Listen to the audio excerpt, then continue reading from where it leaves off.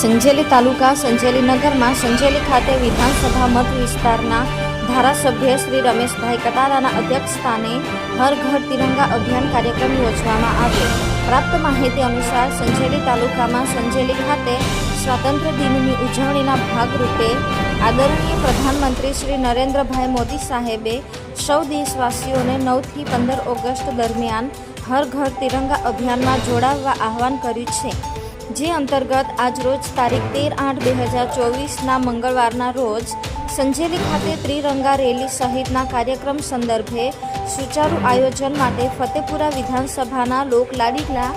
ધારાસભ્ય શ્રી રમેશભાઈ કટારા સાહેબના અધ્યક્ષસ્થાને બેઠક યોજવામાં આવી, જેમાં તમામ પાર્ટીના હોદ્દેદારો, જનપ્રતિનિધિ, ગ્રામજનો, પોલીસ મિત્રો, પત્રકાર મિત્રો ઉપસ્થિત રહ્યા હતા।